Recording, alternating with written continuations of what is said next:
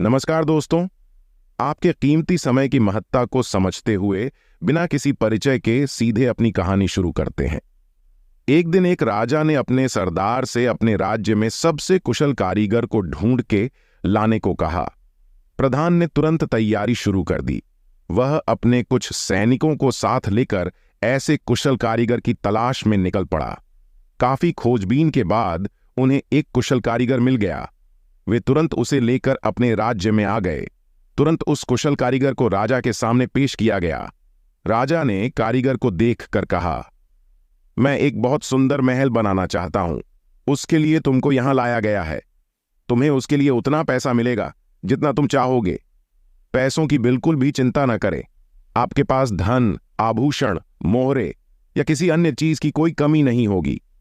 बताओ, क्या तुम ऐसा महल बना सकते हो? इस पर कारीगर ने राजा से कहा, महाराज, आप यह जिम्मेदारी मुझ पर सौंपकर निश्चिंत हो सकते हैं। आप जैसा महल चाहते हैं उस अपेक्षा से भी अधिक सुंदर बना दूंगा। और कारीगर ने महल बनाना शुरू कर दिया। वैसे तो कारीगर कुशल तो था, लेकिन भरोसेमंद नहीं था। वह बेईमान, अनियमित और आलसी था। उसने महल बनवाना शुरू कर दिया। महल बनाने का काम करते समय उसके मन में एक बुरा विचार आया और वह इसके बारे में सोचने लगा।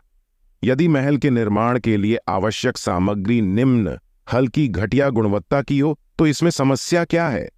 वैसे राजा को इस बारे में कुछ पता थोड़ी ही चलेगा।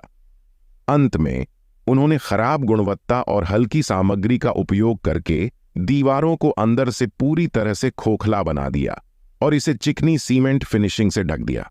महल की सभी दीवारों और स्तंभों को खूबसूरती से तैयार किया और उन्हें ऊपर से सोने की प्लेटों से सजाया गया था। अंततः एक ऐसा महल तैयार हुआ जो अंदर से खोखला, कमजोर, झुर्रीदार तथा ऊपर से अत्यंत सुंदर, मनमोहक एवं अद्भुत था। महल पूरी तरह से तैयार होने के बाद शिल्पकार ने राजा को बताया कि महल तैयार है।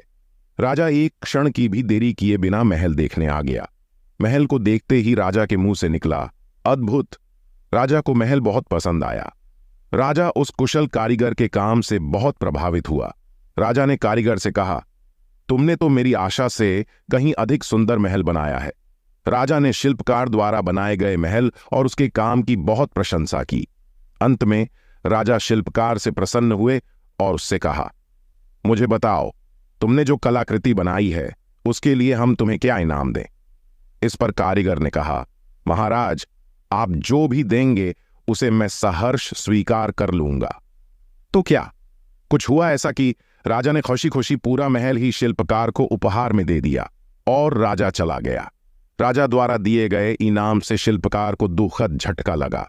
कारीगर ने दोनों हाथों से अपना मुंह बंद कर लिया और जोर जोर से रोने लगा, क्योंकि जिस महल को उसने थोड़े से स्वार्थ के लिए बुरी भावना से बनाया था, वह खोखला, भद्दा और कमजोर महल उसकी ही गोद में गिर गया। इस छोटी सी कहानी से हमें यह सीख मिलती है कि जो व्यक्ति दूसरों के लिए गड्ढा खोदता है वह स्वयं ही सबसे पहले उसमें गिरता है। एक पुरानी कहावत बहुत प्रचलित है, यदि आप किसी दूसरे का मुंह काला करना चाहते हैं तो पहले आपको अपने हाथ काले करने होंगे। ये कभी मत भूलना। छोटे स्वार्थ के लिए किसी की बुराई न करें। ये नहीं पता कि लोगों के बारे में बुरा सोचने से उनका कुछ बुरा हो जाएगा या नहीं, लेकिन हमारा बुरा जरूर होगा, बिल्कुल उस शिल्पकार की तरह। तो दोस्तों, इस कहानी से आपने क्या सीखा या आपके क्या विचार हैं? कृपया मुझे कमेंट बॉक्स में कमेंट करके बताएं, क्योंकि आपकी एक सकारात्मक टिप्पणी विचार किसी भी व्यक्ति के जीवन को 360 डिग्री तक बदल सकता है। क्योंकि सकारात्मक सोच में वह शक्ति होती है, वह ताकत होती है। फिर मिलेंगे एक नई प्रेरक कहानी में। तब तक के लिए अलविदा। अपना ख्याल रखें।